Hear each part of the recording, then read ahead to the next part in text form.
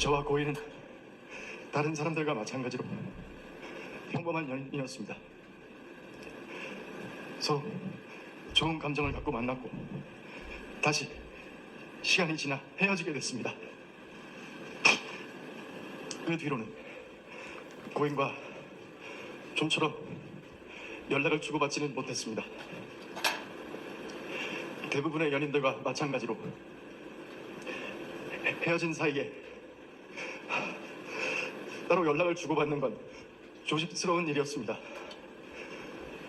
둘 다 많은 사람들에게 얼굴이 알려진 배우이기도 했고, 고인이 저와 같은 소속사에 있었을 때는 고인이 어떻게 지내고 있는지 어느 정도 알고 있던 입장이라 더 그랬습니다.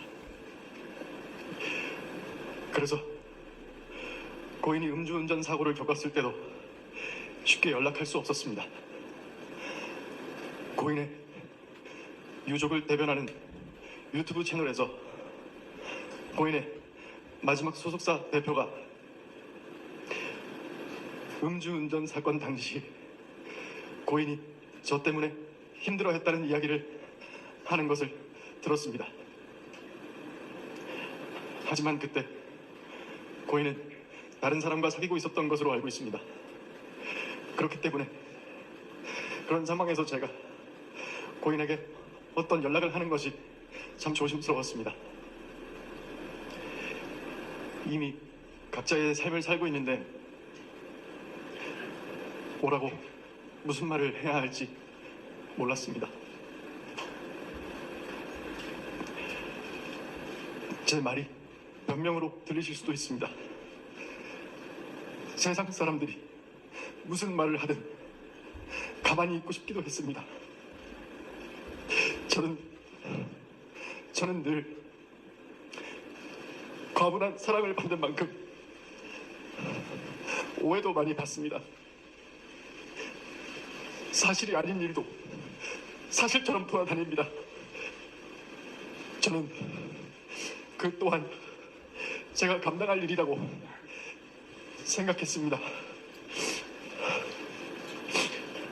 하지만 고인의 유족은 제가 고인의 전 남자친구라는 이유로 제가 고인을 죽음으로 몰았다고 주장하고 있습니다. 그리고 제가 하지도 않은 일을 자백하라고 강요하고 있습니다.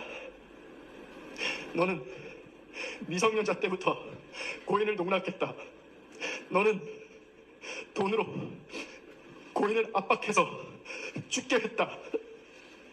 그러니까 너는 살인자다.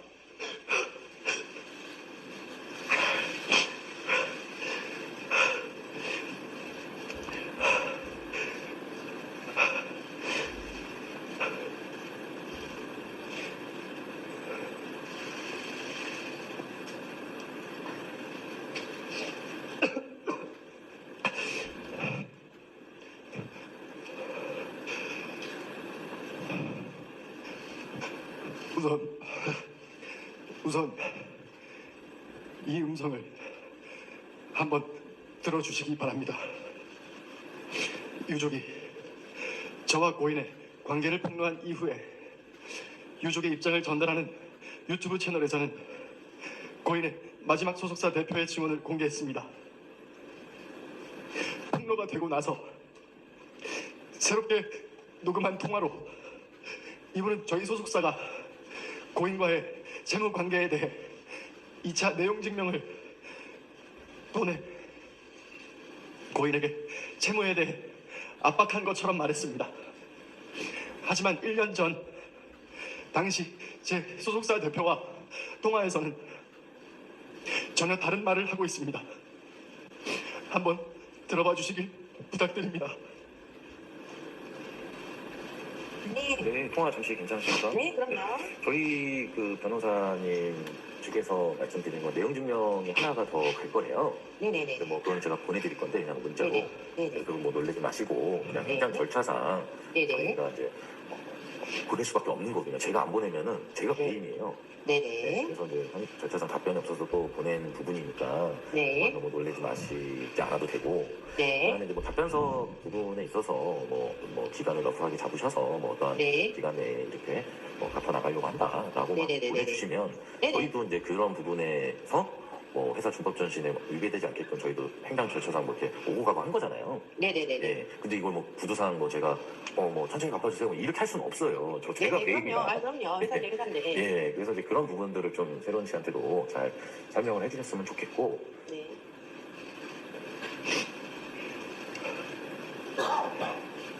저는 이번 논란으로 알게 된 내용이지만 2차 내용 증명에 대한 진실은 이렇습니다. 그런데 왜 고인의 마지막 수소사 대표님이 1년 전 통화와 완전히 다른 거짓말을 하고 있는지는 알 수 없습니다. 제가 잘못한 일은 얼마든지 인정하겠습니다. 책임져야 할 일이 있다면 책임지는 게 당연하다고 생각합니다.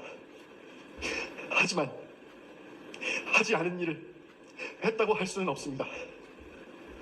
유족이 주장하는 음성 증언들은 사건이 폭로된 뒤에 새롭게 녹음한 것들입니다. 유족이 처음에 공개한 카톡 내용도 마찬가지입니다. 이 카톡은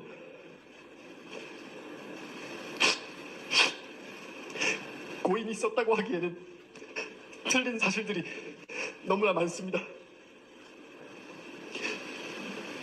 2016년 사진이라는 것도 2019년 사진이었습니다. 또 고인이라면 저와 고인의 나이 차이를 틀릴 수 없습니다. 또 4년간 몸담았던 소속사 이름과 계약 기간을 다 틀릴 수도 없습니다. 그리고 고인은 저희 회사에서 소속 배우로만 활동했습니다. 신인 캐스팅이나 비주얼 디렉팅을 한 사실이 없습니다.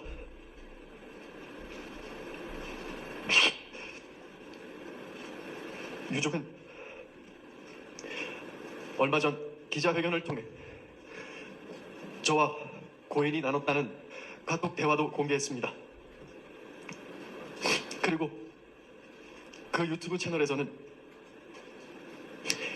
2016년에 있는 카톡에 있는 발언들을 증거로 저에게 소아성애자, 미성년자 그룹이 이 같은 프레임을 씌우고 있습니다. 그러나 2016년 카톡과 2018년 카톡에서 고인과 대화하고 있는 인물들은 서로 다른 사람입니다. 저는 이 사실을 증명하고자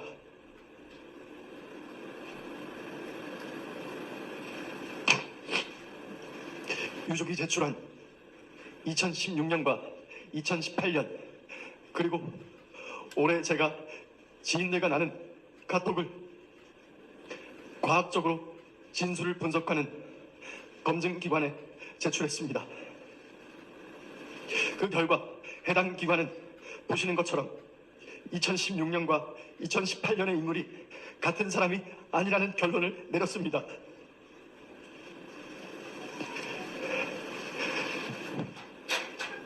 유족들의 폭로가 시작된 뒤로 가장 괴로운 점도 이것이었습니다.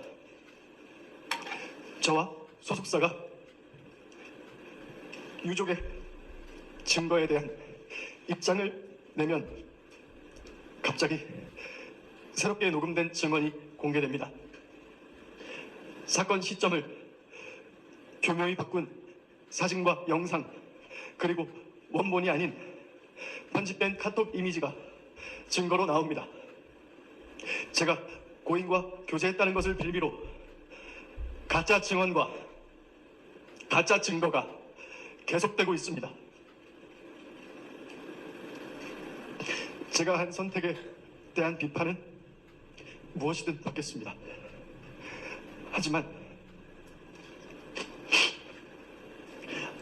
하지만 그렇다고 해서 사실이 아닌 모든 것들이 전부 사실이 되는 것은 아닙니다.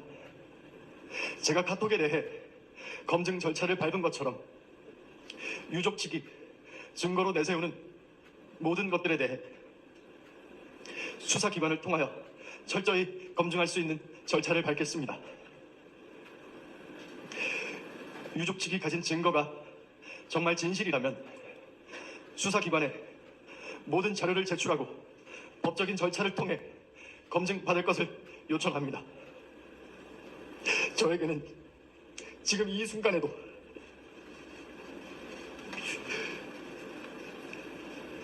저만 바라보고 있는 제가 책임져야 할 사람들도 있습니다. 저는 그 사람들이 매일 고통받고 무너지는 모습을 보고 있습니다. 오늘은 또 무엇을 폭로하고 외국에서 저를 살인자로 몰아갈지 두렵습니다. 이 기자회견이 끝나면 그들은 또 어떤 가짜 증거와 가짜 증언으로 제 명예를 훼손하고 주변 사람들을 괴롭힐지 알 수 없습니다. 하지만 제가 강요에 못 이겨 거짓을 진실이라고 한다면 저는 인간 김수현으로서 뿐만 아니라 스타 김수현에게 믿음과 사랑을 준 모든 분들을 배신하게 됩니다. 그분들에게 여러분은 인간 쓰레기를 좋아했다고 김수현에게 속은 거라고 평생 남을 고통을 주게 됩니다.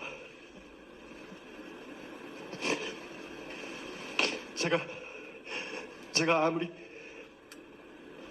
아무리 연예인으로서 가면을 쓰고 사는 김수현일지라도 그것만은 할 수 없습니다.